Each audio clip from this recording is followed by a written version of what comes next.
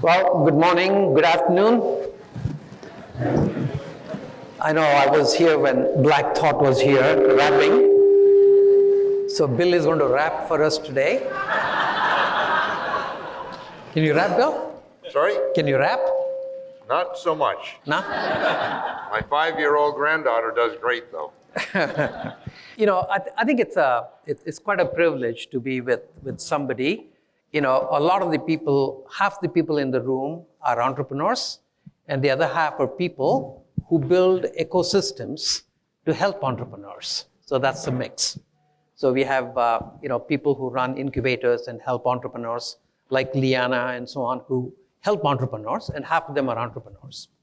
And these are the entrepreneurs who come a little bit more, not so much MIT and Harvard, but from communities all over the place, like gateway communities. And one of the things that happens is that sometimes, we all start feeling sorry for ourselves. We feel like we are not privileged. We don't have a lot of resources. We don't have a lot of money. We don't have a lot of education.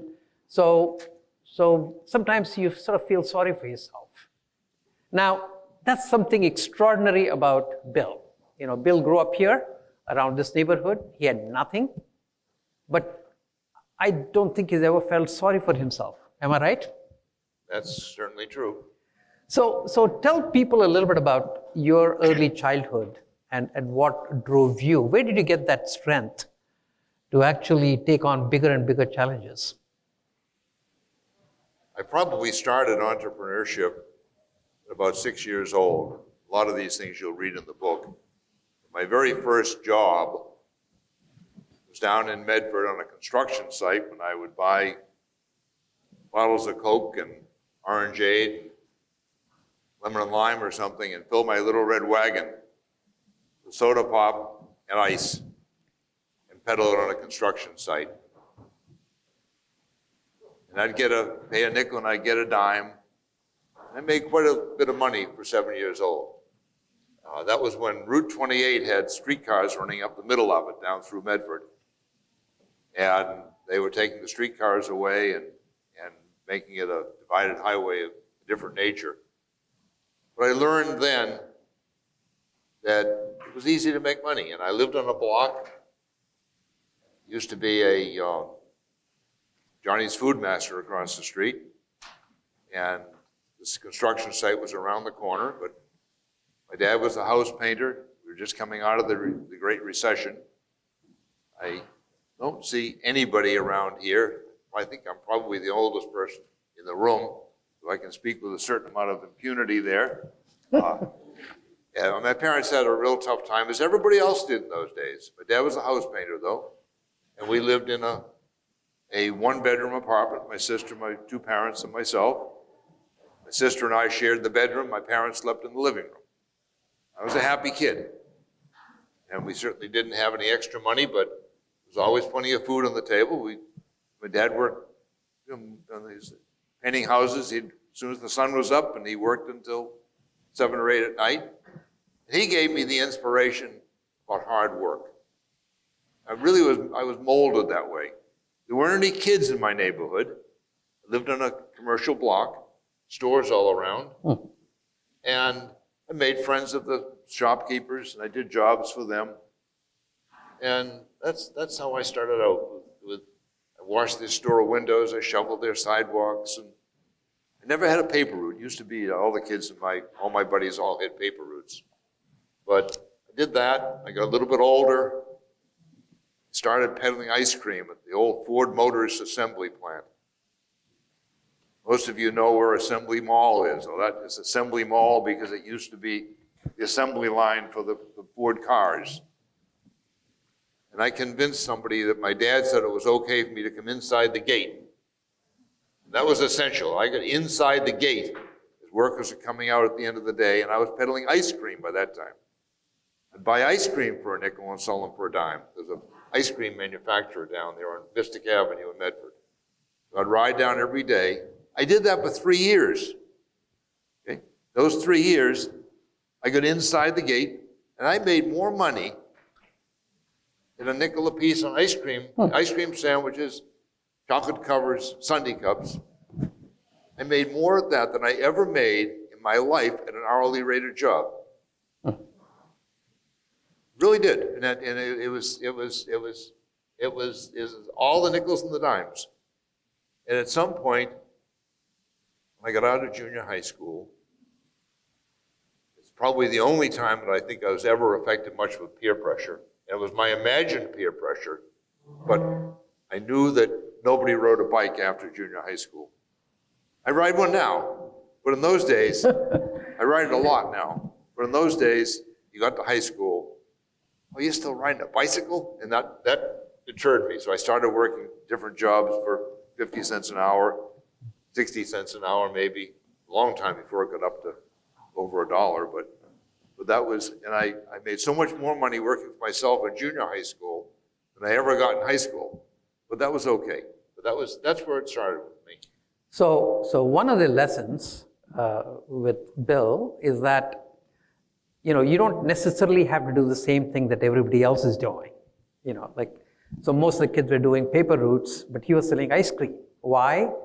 Because Bill is a master in buying low and selling high. He's one of the best negotiators, right, Bill? Yes, for sure. And he still does that. I'm a tenant of Bill, but I can't negotiate a penny with him. He's a tough negotiator. We're so proud to have you as a client as well. I think how do you negotiate, Bill? I mean, there's a lot of stories in the book about how you negotiated things. The first fruit punch machine that you bought, where the guy wanted $40,000 and you gave him $4,000, I think. How do you do that? The first business that I actually owned, I worked after I graduated from Tufts. I worked for two companies. I worked, first of all, with Vic Chemical Company selling Vapor Rub. I sold Vicks Vapor Rub all over the country.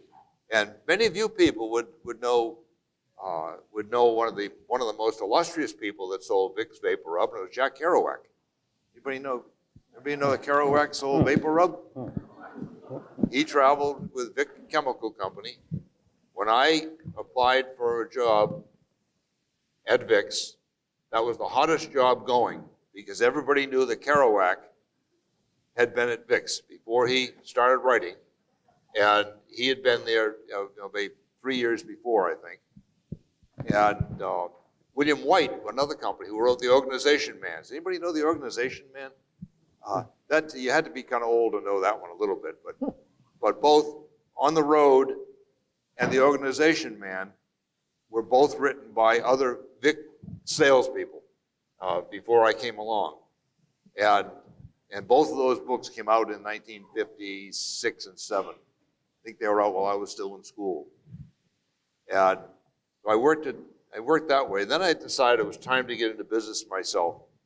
And I tell that story about what prompted me to jump out of corporate America and into business. And I always wanted to run my own business. It's not a question of run your own business so you can make your own hours and you have a loose schedule and you're free to come and go as you want. The last thing in the world you should expect any entrepreneur is that, oh, you got it made now. You're the boss, you take care of everything. All it means is that if you work really hard, you get to call the shots, and you might ask other people to follow your lead. That's important, but not because it's easy. In any case, I decided it was time to find something. My dad happened to know one of his painting customers had a business for sale. It had been around a long time. It was a part of the Old Medford Rum Company originally, and it made Old Medford brand fruit punch. It was on Fulton Street in Medford, and that's a residential street that runs from Salem Street, Route 60, over to the Fellsway, Route 28, and then up the hill from there. This is in back and behind a couple of houses, or a bunch of houses. And the business was for sale, and this guy had owned it for 35 or 40 years. He had one part-time employee left and had a little building in the back, and it was time he retired. Gross sales for this business after 40 years were something like $10,800, $11,000 a year. Okay? Total sales after 40 years in business. So it was going very much the wrong way, very slowly the wrong way. He told me the business really ought to be worth at least 6 figures. But I know you don't have that much. So how about 40,000? Well, I might have had that, but I didn't want to give it to him. That wasn't the point how much I had. It had nothing to do with it. But we sat in one meeting, sat for a total of about 2.5 hours in his home in West Medford. We bought the business, I bought the business for $4,000. So, and that was all it was going to be.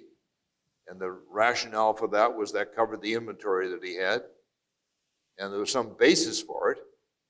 And if he wanted to think that's all I had, that was okay. But you don't want to lie. You never want to lie.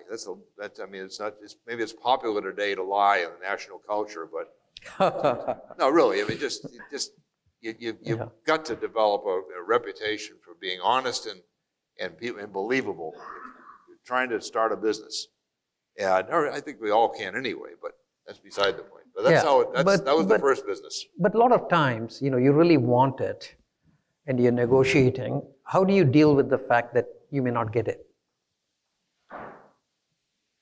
Sometimes you don't get it. That's okay. And you're okay to walk away. Well, I think you have to establish what it is that you're willing to pay. Yeah, and the most important thing in any negotiation is listening. You've all heard before, you got 2 ears and only one mouth. Put the ears to work and listen. You don't have to talk. Let other people talk. Try to find out what it is that the other people want to say, and then play into that. How often do we have a situation where somebody is selling something that they've built? You want the seller to like you. That's so important to you. You listen. People want to tell a story. That motivates them to give you all the information and use the information that you're getting. If somebody wants you to have what it is, you have a much better chance of getting it if you're the only buyer around. And there was nobody else that wanted that little company. So he just wanted to get out of it, wanted to retire.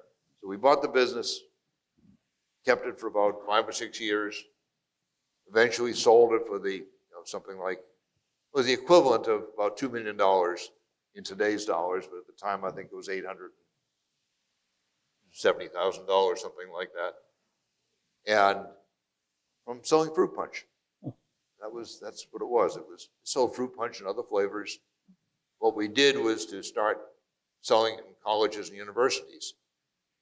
2 of the accounts that this business had were Harvard Law School and this guy's big alma mater over at MIT. And they sold it to MIT at Walker Memorial Dining Hall for faculty luncheons, seminars, send it up with the coffee. You send coffee, brownies, and fruit punch. I wanted to get it in the dining room. So how do we get it into the dining room? Well, we found a big dispenser out in California, a refrigerated dispenser. There's a jet spray machine made around here that some of you will know. Most coffee shops and donut stores used to have just a bubbling machine with orangeade or something in it. But we put a 14-gallon dispenser out in Walker Memorial Dining Hall. The kids loved it. This was even without tweeter. We couldn't tweet around about it. They absolutely loved it, though. And within a week, we had it in all the dining halls at MIT. The first one, they put it over at Burton House and on the serving line there. And the kids before that, what they got to drink was coffee or milk. I convinced the food service department there they were going to let them have all the milk they wanted to drink at 5 cents a glass, and some of them would drink 5 glasses of milk. It cost a nickel, and roughly, round numbers, at 5 cents a serving. They could put fruit punch out there, it cost 2.5 cents. how much are they going to drink? They can only hold 5 glasses worth anyway. So every glass of fruit punch, that was 1 less glass of milk that a lot of them drank.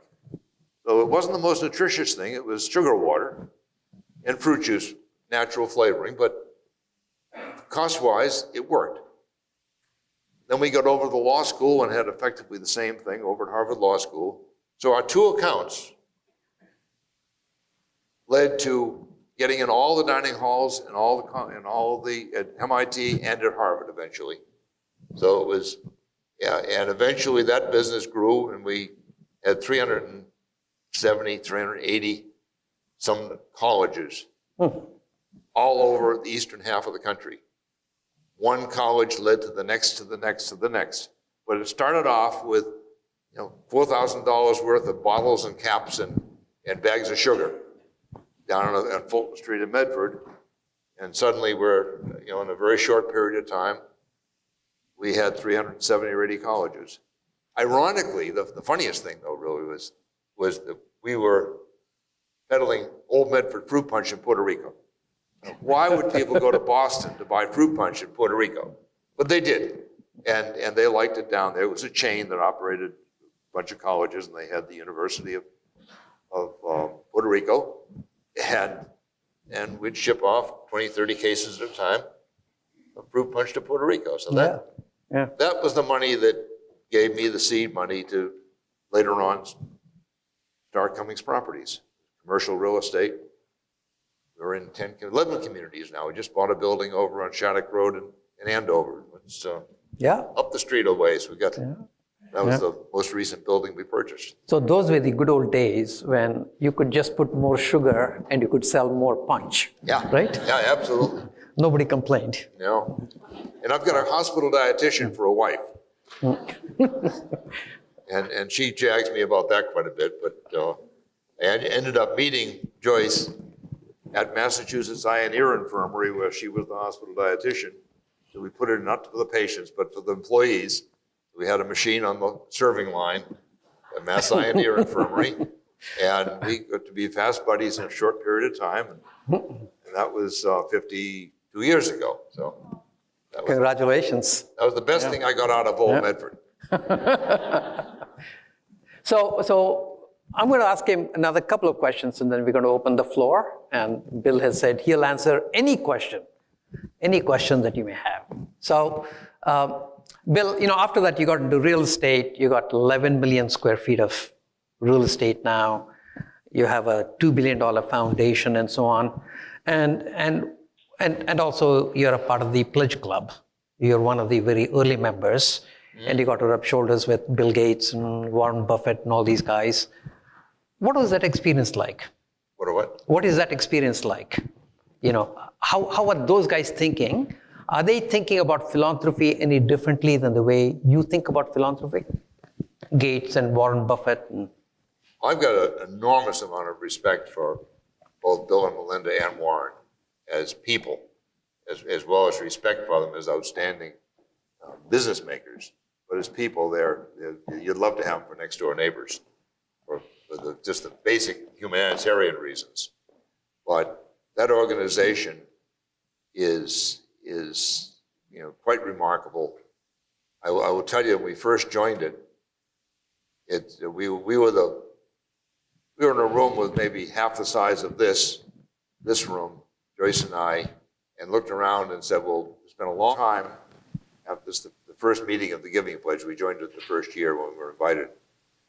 It's been a long time since we had been in a room where we were the poorest people in the room.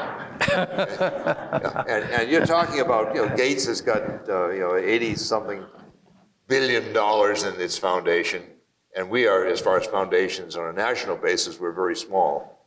We actually are one of several that are all about the same size in New England. But nationally, you've got foundations that do enormous things all over the world and are and do just great work. But we were very much the poorest people in the room. When we arrived at the site of the first annual meeting, we flew to Phoenix on JetBlue and drove our budget rent-a-car down to this resort that was out in the middle of the desert, which it happened to have its own airport right there. We got to the desk and we were very nicely received, and my wife Joyce was a little nervous because we don't come from that kind of a group of people. We don't have any friends who and our friends today are the same ones we've had 50 years ago for the most part. But she's a little bit nervous about everything, but they treated us very nicely at the front desk. And the last thing they asked us after greeting us well was, oh, by the way, we don't have your tail number. What's your tail number? And we didn't fly in. I don't know how I happened to think what everybody else had flown in on their private planes. So that's the kind of a group we were joining. And they live all together differently. And the other question they ask us, will we going to bring any security staff with us? Well, no. Is that required? It's an absolutely different kind of a group altogether. We happen to get very fortunate and lucky and have done well. And the people there are a whole lot smarter and a whole lot busier than I've ever been in accumulating great wealth. They're all concerned, though, as far as of doing things with it. And Desh has had opportunities to do his tremendous philanthropy, and not only in the U.S. but in India, to be in contact with a lot of those people as well. And he's a pretty down-to-earth guy. He and Jayashree have a very, very Boston-style lifestyle, and it's not they're not living in the cloud. But the people we're talking about in the Giving Pledge are very, very concerned people by and large. And I say by and large, all that I've ever met have really cared about what they're doing, and they've got their own agendas and what they're after and what they're trying to accomplish. Yeah. No, I'm with you. We don't have a tail number. Yeah. I think one of the questions that came up in the morning with Black Thought was, how do you stop? When do you feel like you've done so much that you stop growing? You're not reinventing yourself. And one of the beauties about you and Joyce is that you're not stale. You're always thinking about new things, new ways of doing it. And you get up in the morning, you're excited about the day. How do you keep that flame burning? Well, I think it is a question. That's one of the big benefits of entrepreneurship, is that if you can go to bed and be hoping you don't sleep too late because you've got things you want to do the next day, and you wake up thinking about them, you're hooked at that point. You better be liking it then, because it's a part of you. I think the opportunities that are there, though, it's stupendous. And how do you keep doing it?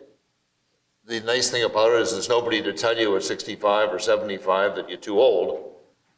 If you're an entrepreneur, they'll let you keep on doing it. One of the big things for me in our organization, one of the most important things, is building stability. We've got 370, 80 colleagues now, and they make it so rewarding for me just to be able to work with people, and they're coming up with the new ideas, and it's so exciting, really exciting, to have other people come up with the ideas that bring the company forward. Because I would have not wanted to take on some of the projects that we do on my watch, but to be there and still have an opportunity to talk about them a little bit, and to advise and consult with people is lots of fun. That keeps it going. Yeah. I think the other thing, I would tell you that the big thing for us was determining at some point that we had done enough as far as business for personal gain. And at some point deciding that, and I talk about this a little bit in the book, we made a decision at some point as far as a turning point goes, that we really can't own anything. Especially, how do you think of with the short lives that we have on this earth, how do we think of ourselves as owning land? Instead, I think of it as being a caretaker of land. We own a lot, but effectively we're trying to take care of it and do things with it and produce jobs and build buildings. And one of the things that the foundation, and this is a good thing to close with and go to some of the questions. I'll read a little bit from page 254. This is one of the closing chapters in the book. And it's central to what we are trying to do and support organizations that feel this way all the way through. And that is, never forget, my friends, never forget that when prejudice and intolerance are tolerated, they are as well condoned and encouraged. We urge all of you to continue to be a strong force to educate younger people and help counteract all of the recent divisive rhetoric. Recognize the great danger in that. Let me close by also asking all of you to be the force to help build bridges, especially for our marginalized neighbors. So much more than bridges over rivers and highways. Build bridges of hope, build bridges of love, and build bridges of understanding. Let there be bridges of opportunity too. And let bridges such as these take us all where we otherwise could not go. Yep.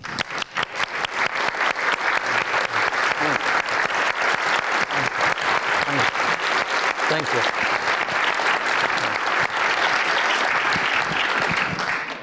Thank you, Bill. Thank you for bringing that much needed message, given what's going on in the country right now. So thank you.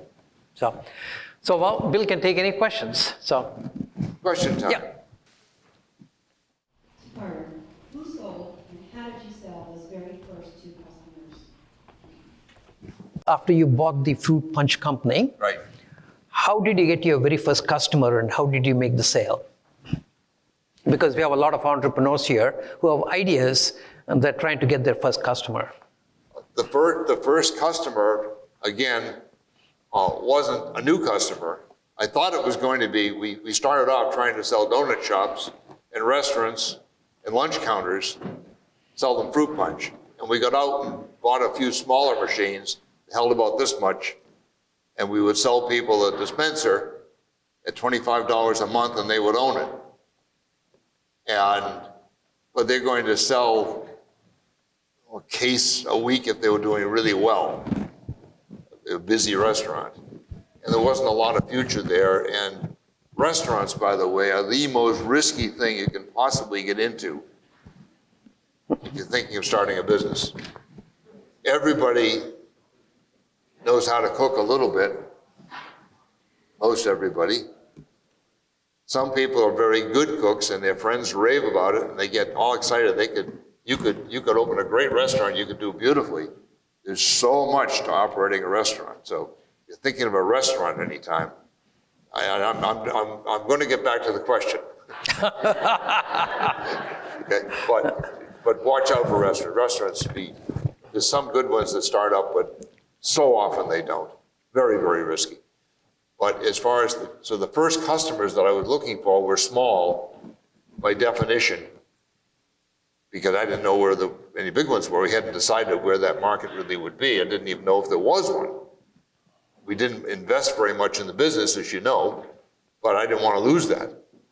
So once we finally got over and decided, gee, let's see if we can't sell more of this fruit punch at MIT, because we know Desh. And he wasn't even famous at MIT 50 years ago.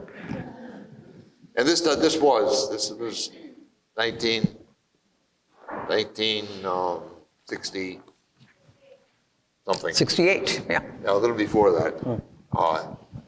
So the first customer that meant anything, though, was that dining hall at MIT. And then at about the same time, the dining hall that happened to be at Harvard Law School. So, and convincing them to take the fruit punch from the faculty table and put it out in the dining room. And then the kids just went after it. But it was a question of deciding that, yes, we could, if they put it out there, we could afford, with the money that we didn't pay for the business, some of that, the rest of that $40,000 that he thought maybe I had, we had enough to go buy some dispensers and loan them the machine. Put it in. Later on, we got a way to have them pay for the machine, and we still owned it, but they paid us our costs. They paid a retail price for the product for a long time. Not a long time, but for a school year, more or less, for each machine. Each machine would pay itself off. And then we owned it, but that kept other people from being able to walk in and take the business away. So as long as we owned the machine, nobody ever tried to put anybody else's product in it. And the price dropped way down. A big part of pricing anytime is not to be too greedy. We could have kept the price up, and they wouldn't have said anything, I don't think. They would, for a long time, but other people would be in there, and it would be proper for other people to go in and take the business away. But if we drop the price down, others couldn't then come in and say, well, we'll give you a machine, but we have to charge you $10.60 a case instead of $7.80 a case or something down here. And so that was the first sale. It was either both of those, and they just set the tone for everything else. Then we went from one college to the next.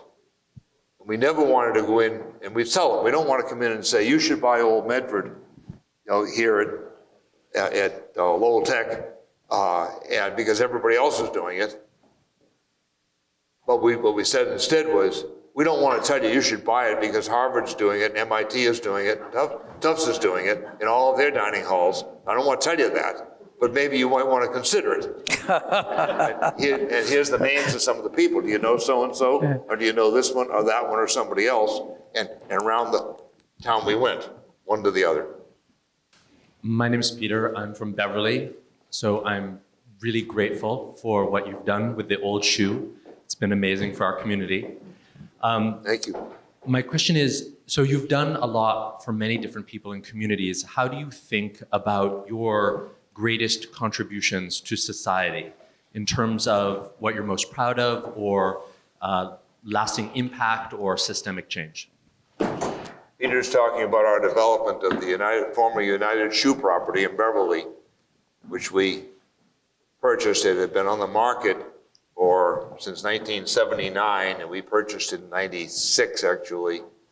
Originally, it was on the market at $79 million. It was a bargain at $79 million, we were told, and then it dropped down to 59 and 40 and $30 million. The broker came along and said, well, it was that much last time I talked to you, but then it was $12 million, and now they're down, they're asking for 12. But if you want to come in, if you give me an offer, even give me an offer of $5 million, and that'll get you guys talking, and you really ought to own it. That was the way the conversation started. With the broker was a guy named Bob Cronin, who's still active.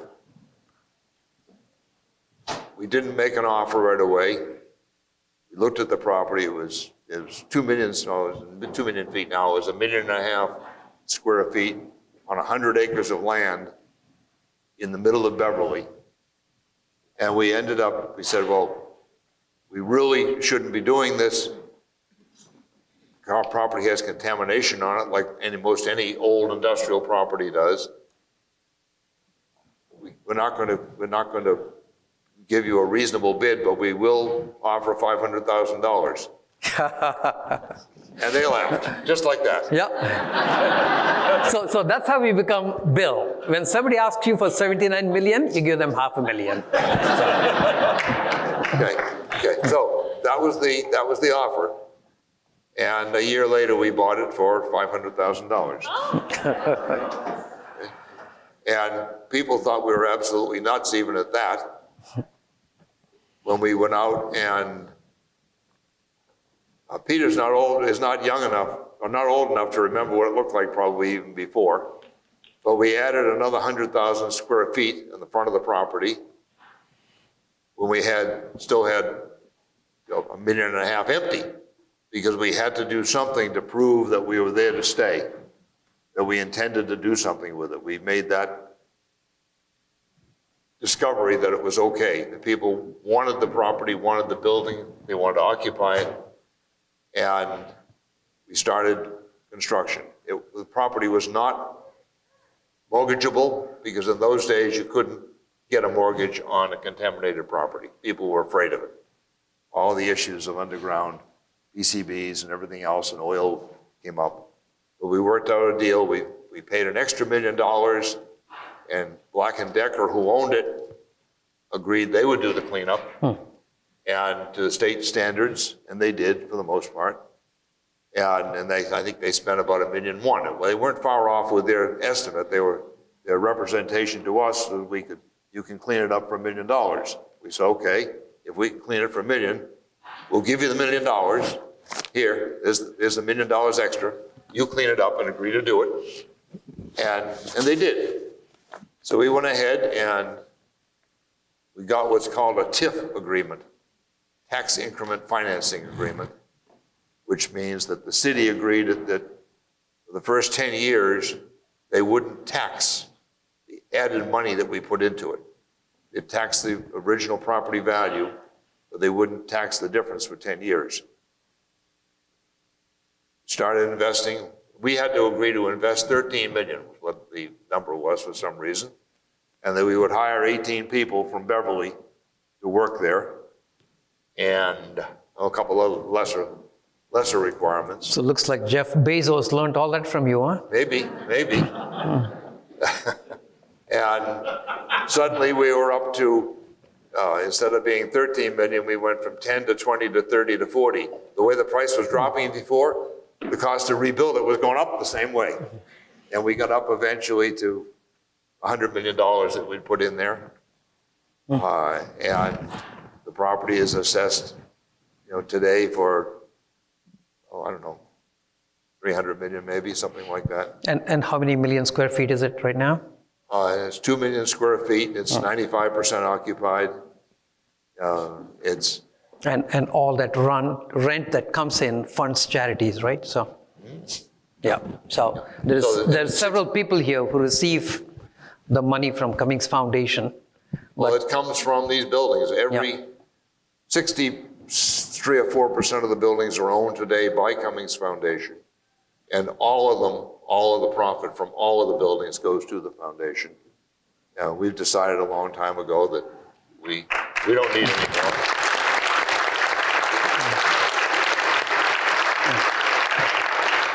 But that's the stage when entrepreneurship is fun, okay?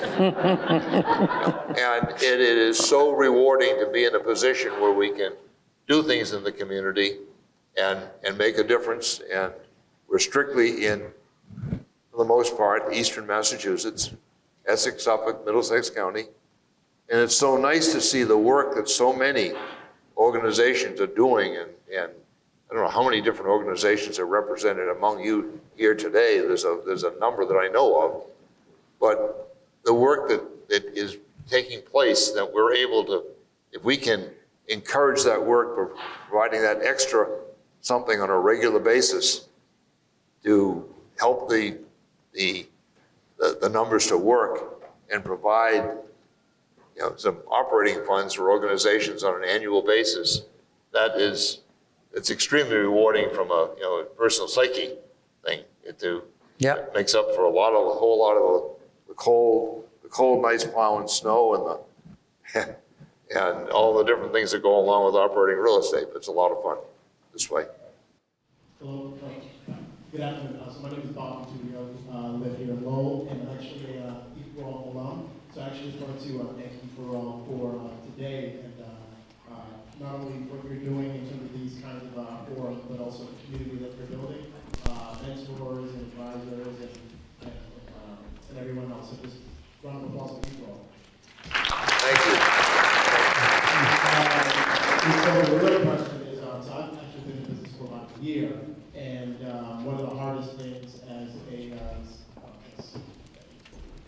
small business owner, or even if you've grown your businesses, around sales, business development, chasing, and who not to chase, and I run through that every single day. And so my question for you is, when did you decide who was not a good customer? What characteristics? What really told you this is not who's going to be good for my business, for my brand? As far as commercial real estate, what we're looking for are people who are going to come and hopefully stay. We can be pretty easy to work with if we've got a space to lease and it's right there and it looks like this and that's just right for you and you want it. We're going to be very easy to work with. We're looking for opportunities to take chances occasionally. It's much more difficult if we've got to rebuild it. Somebody says, well, I need a balcony all around the outside, and it has to have a beautiful carved wooden railing or something, and very specific specifications, or they need lots of electronic work in the building or things like this. Had to invest in it, but there's not too many times that we say no to a client who wants to lease space. And one of my colleagues, Mike Truesdale, is here somewhere. Mike's right over here. Mike loves to lease space, and he can be extraordinarily effective in early occupancy for new firms starting out. And we don't come into Lowell. We put a lot of money into Lowell and support a lot of organizations. We don't have any buildings in Lowell. We are over in Andover, though, so we can show you how easy we are to lease, though. And we don't say no very often, certainly. We're looking for people. We want people who have got a logical story and look like they know what they're doing and aren't going to hurt themselves by leasing a space that they later can't afford. That's important. But saying no is not an issue. Well, it's a little different for Bill because he can take any customer and negotiate with the customer to make sure he makes money. That's not true with all of us. So sometimes you have to be careful that you don't pick a customer who becomes an anchor for you, who becomes There are times also, by the way, when a business is not paying a lot of attention and tries to think that they've got to make money on every sale. That isn't necessarily the case. They look at their variable cost, and they look at their fixed cost, the cost for their rent and their electricity and their maintaining their building, and nobody's coming there. And you say, well, that's my restaurant prices have to be at least $10 a head every time. Maybe you go ahead and you give them a special deal and cover your food costs to get people coming in. You got to think that way sometimes, for sure. So you don't always have to make money, but you have to invest sometimes to get there. But as far as a typical business, certainly. So there's one other right here. Yeah, David, do you have another time for another question? Actually, yeah, this is actually more of a follow-on to what you just answered the question, Bill. Glenn from Roxbury. Being an entrepreneur, but also working with a lot of small businesses, I think we found some of the challenges for some of the smaller startups and local operators is the real estate question. So I want to kind of get a little deeper in that, where they're asked to put a serious amount of resource into real estate, right? If it's a commercial lease, clearly, and if they don't own the asset, right? So I'm actually curious, one is if you've seen, and it's challenged to compete with the bigger guys, right? The big franchises, so folks who have a stronger balance sheet. So I was curious if you've seen this issue in your industry, Bill, over time, one. And then two is curious around the creative solutions around that. How do we really help some of these smaller companies get into these spaces so that they could be, a healthy business in the long run with these kind of startup challenges from a commercial point of view? We've got a specific program for entrepreneurial startups that provides that for the first 3 months that we lease space, we lease it on a no-charge basis for 3 months, and then 3 months at 1/3 of the normal rent, 3 months at 2/3, and then the last 3 months of the year at full rent, with a provision that the new tenant can leave at any time and owe nothing. So that's the type of thing. And we're doing that certainly to help the clients coming in, and ultimately we're doing it because we think it's good business practice. And that if we've got empty space, it's a little bit like empty seats on a plane that's about ready to take off for California, and they can sell the seats at a very reduced price. So if we've got the space that somebody wants and it's the first of the month, then we can find a place to accommodate a new business coming in that's just ready to move in, and they seem like reputable people that are committed to it, and they've got a plan that sounds reasonable and plausible. We're going to be pretty easy to work with on that basis, because we can, and because it's good business for us to do it. And we've got a fiduciary responsibility for the buildings that are owned by the foundation to do the right thing with those buildings, and that means to generate profit for the foundation which owns them, so it can do its things. So that's a big program that we've had great success with that in firms that have done marvelously well. So it's something that, and again, Mike Truesdale has worked with, multiple times here in judging entrepreneurial contests and business plans and so forth, and is better at it than the rest of us. I'll tell you, I've never written a business plan, by the way, in all the years in business. And I'll close with one other thing, that they talk about personal guarantees. Any business school would probably tell you, you've got a business degree, they tell you not to ever personally guarantee anything. Yeah. Okay? I've never declined to guarantee personally anything we've ever done. Okay? I don't want to have that fallback. And it's far more motivating to know that if we borrowed money, and we borrowed a lot of it in the early days from banks, none of the buildings have any mortgages on them at all today. They're all the foundation's buildings, and those that are still owned, not by the foundation yet, are mortgage free. But when they did have mortgages, I personally guaranteed every one of them. And that was just the way it worked, even though you're not supposed to do it that way. I did. So one other question right here. Is that okay? No, sure, it's all right. Okay. We work with a lot of students, so young adults, maybe just coming out of high school or early on in college, and I know you started as an entrepreneur early on. What advice would you give to a young person who really wants to pursue this path but might feel some other pressure to go get a job? I would strongly encourage them, first of all, if they're people who one would think that who are capable of fulfilling a college degree, that if they can get that, they should try to do that first. I wanted in the worst way to get out and start working right out of high school. And I had a guidance counselor that said, Bill, you don't want to do that. And I didn't, and I stayed in.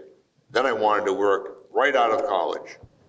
But I was so thankful afterwards that I didn't go right into my first business out, that I had corporate training and background, and I learned really what business is supposed to be all about. And we try, even today, we try not to hire people in their first jobs. We don't want to give people their first job for what we do, for our type of business. So it's really is going to be helpful to a new business person to have worked someplace else first and know the idea and understand what the requirements are. There's so many things that I'm sure that those of you who are teaching people about entrepreneurship, I mean, there's so many things like taxes that have to be paid and bills that have to be met and requirements for this type of coverage for health insurance or whatever it might be. All of these rules and regulations have got to be understood. And you just don't start up a business and you take the money, I'll give you the product, take the money. There's so much more to it, as all of you are coming to know. But doing that on someone else's nickel first. And whatever you do, what anybody does when they first get out those first jobs, I just encourage them so strongly to get out and just give it everything you've got. Try to be the most valuable person that's doing that job in that company. If you can, just to be there. Even if you don't like the job, you might hate it, but see how much you can learn by doing it better. give it every bit of effort that you can, and you're going to learn from that. So that's that training part of it, is to just to have people understand how important and vital that is to get out there and learn from whatever you're doing, like it or not, and then recognize the opportunity when it comes along and take advantage of it. You know, Bill is such a fascinating person. I could sit here and listen to him for another 2 hours, but unfortunately we cannot. But, you know, please, all of you have this book, and it's a wonderfully written book. It really goes all the way from his childhood to what he's thinking now. And so I would really encourage all of you to read that book, because it really has a lot of, you know, it's just he's a personification of authenticity. You know, everything he does is very authentic in terms of whether promising other people to pay the money back or anything he does. And being authentic is everything. And I really appreciate, Bill, you coming and sharing your words of wisdom with us. And thank you very much. Thank you. My great pleasure. Thank you.